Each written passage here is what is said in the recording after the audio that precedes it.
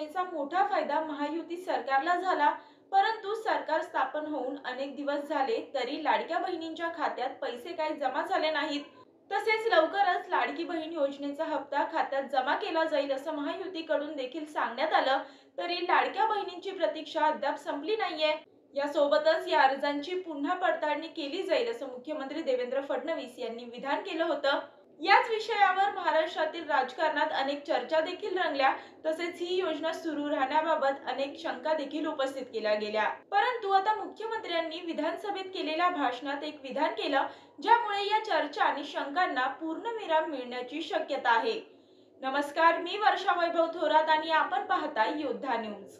राज्यात महायुती सरकार स्थापन झाल्यानंतर मुख्यमंत्री देवेंद्र फडणवीस यांनी आज पहिल्यांदाच विधानसभेत भाषण करत विविध मुद्द्यांवर आपली भूमिका मांडली। यावेळी मुख्यमंत्री देवेंद्र फडणवीस यांनी सरकारच्या लाडकी बहीण योजनेबाबत उपस्थित केल्या जाणाऱ्या शंका दूर करत नवीन कोणतेही निकष न लावता ही योजना आम्ही सुरू ठेवणार आहोत अशी माहिती दिली।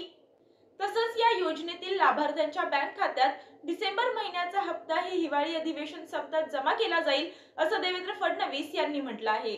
यामुळे अनेक दिवसांपासून असलेली लाडक्या बहिणींची प्रतीक्षा संपण्याची शक्यता आहे।